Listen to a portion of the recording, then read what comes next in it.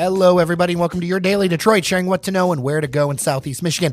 It is Thursday, March 27th, 2025, coming to you from our studio at Techtown. I am Jer Stays, and joining me on a Thursday, sir, are you lost?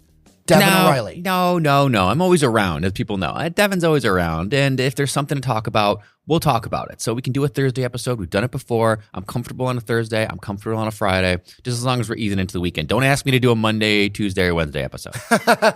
And no, we did not stuff Norris Howard in a trunk. He just had some things going on this week, and he'll be back next week. We did not, because every time we miss somebody regular, I get messages.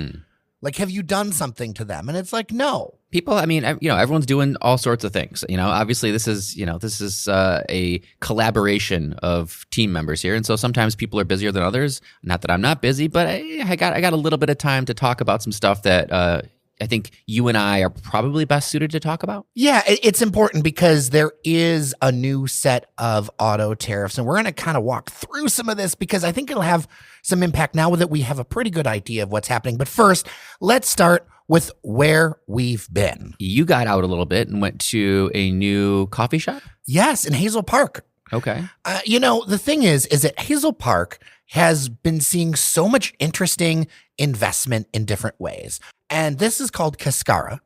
It is a coffee shop and roastery on John R., just south of 75 and north of 8 Mile. Now, there's only a small section of 75 that kind of runs almost parallel to 8 Mile. But you know where it does that bend? Yep. Left and right? Mm-hmm. So it's in that kind of wedge of John R. there. Got it. And it's a one-story place, very modern lines, Latin ownership, very cool. So first off, the public coffee shop, modern design.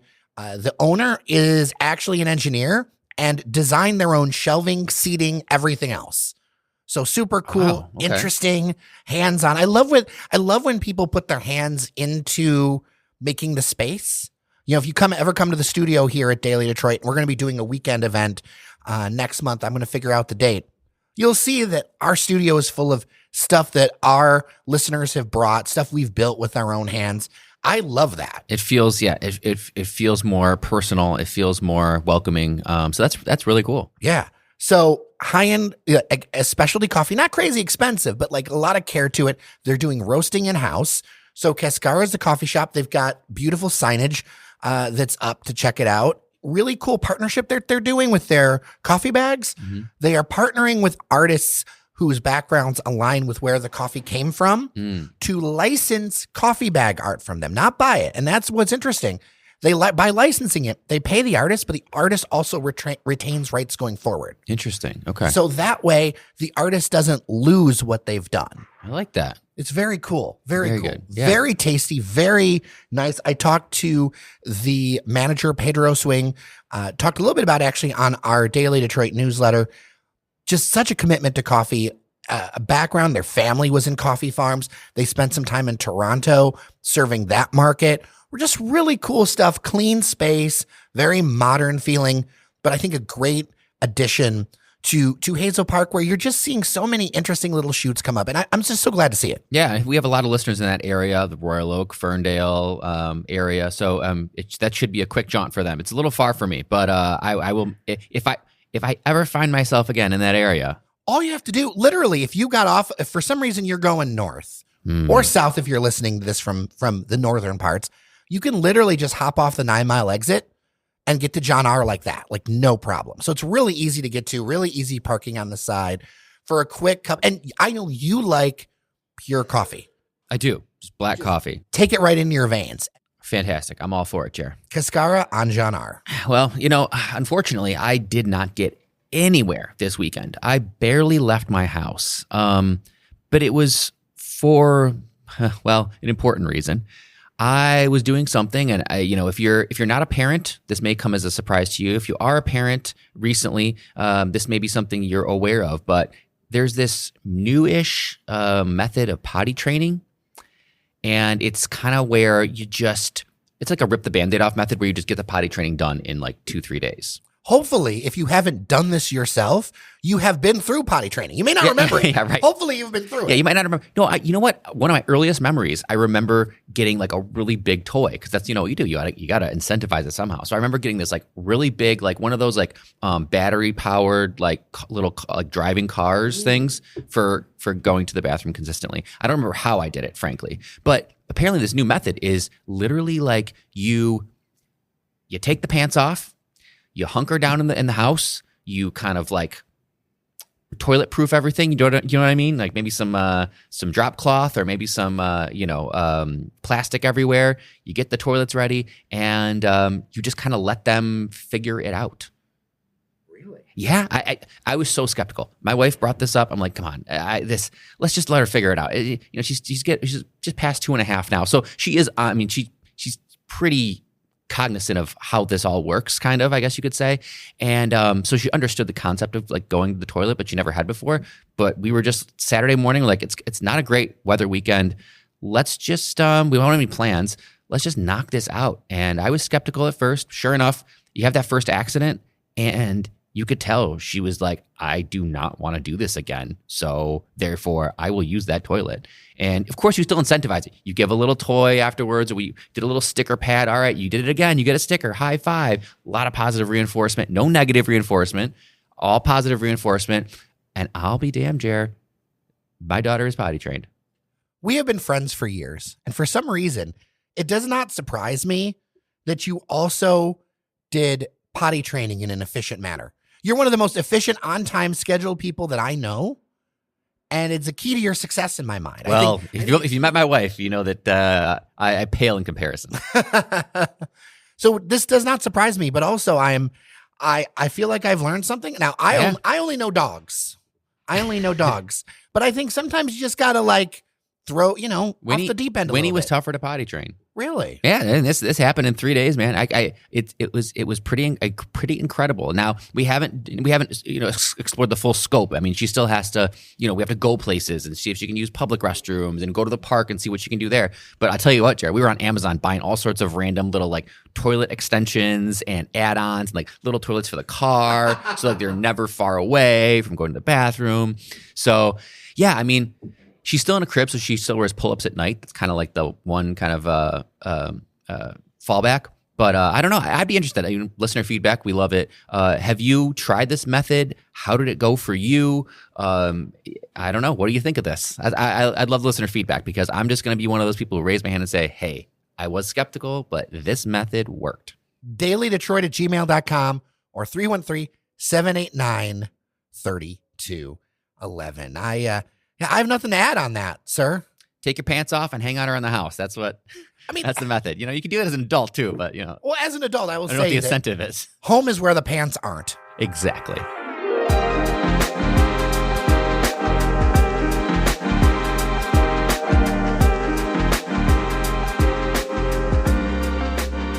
When we started the show, I know that my remit, my goal was not to get caught into every national news cycle because there's enough shows that do that.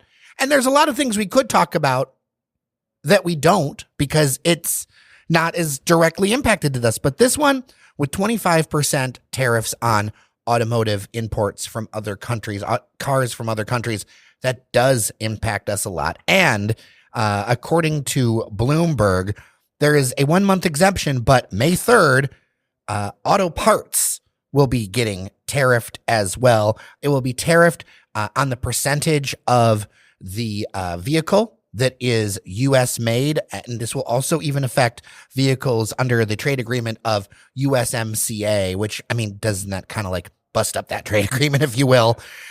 And this opens up a wider conversation between, the price of cars that is probably going to go up, building things in America. What are we willing to do? And we should talk about it because it's going to impact jobs. It's going to impact companies here. And it's a multifaceted thing. Yeah, we should talk about this. I mean, as concisely as possible. I'm sure people can do hours on this, but what do we do but not are concise and give the news. So this still raises more questions than answers. And we have to start with a baseline. And, I don't think anyone's going to be surprised to hear me say this. And I know most people agree. Not everyone does. But the Trump administration is nothing if not, kind of all over the place. I mean, they're with the wind. So I literally, how can we take any announcement to be ironclad and this is gonna hold up? I don't know. So what we can deal with is the here and now. This is what was announced. This is what is said to go in place. Let's talk about the here and now with this. This is gonna hurt. And you saw Mish Auto, the state's automotive cluster and advocacy organization within the Detroit Regional Chamber, and Glenn Stevens put out a statement about this, and it was just that this is going to impact the availability of products for consumers. It will increase prices in the showroom. You're going to pay more. Demand's going to be affected across the industry, and although we understand, the greater we can understand maybe why this is being done. It doesn't seem to make sense, especially for someone who campaigned on lowering prices. This is literally going to do the opposite. Prices are going up because of this decision. And in some cases, they're going up substantially because of this. I've seen some experts talk about between $5,000 and $10,000 per vehicle, depending on the model. And one quote that really got to me was someone saying that a new car will become somewhat of a luxury item. And to me, and we're going to get into the other side of this too, but to me, that is the reverse of what automobile manufacturing was supposed to be. If you think about the Model T, if you think about the power of it, was that everybody could get a hold of one. Cars have already been more expensive over the last few years. Adding even more onto the price tag is going to hurt. But to be fair, the United Auto Workers are behind these tariffs because for them, the price of vehicles, maybe they don't think that's as big of a deal. It comes down to this idea of, what do you want? Do you want prices and then some sort of supply chain?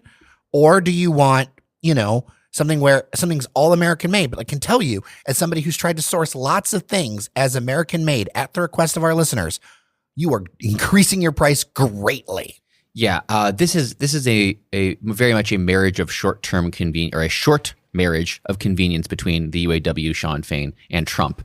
Because even in his statement, Fain mentioned that they applaud this decision. They are hoping that it comes with additional protections for workers and additional pay rate. No, workers are going to get screwed if anything. If any, the first ball to drop is not going to be the auto companies. It's going to be the workers. So Fain is going to have egg on his face, I think, very soon. And he's also someone who frankly just blows with the wind, but depending on what he thinks is the right thing to say. To be honest, though, there's some.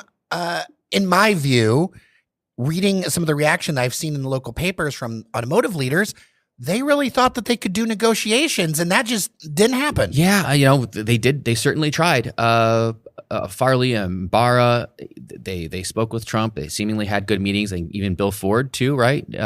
So they certainly lobbied, and we don't know what was said. We don't know what was talked about, what came of that. I hope something, but let's get into this, Jared. As I look at this kind of just as even keel as possible, I do understand there is a through line here, right? There is a reasoning behind this. The Trump administration is saying that they want more manufacturing to happen here. They want more cars built here, made in America. And part of that does make sense, at least to me, because when we were just talking and looking at how much of a car, an F-150, I live in the shadow of the Rouge plant, and in my mind, that's where they make the F-150.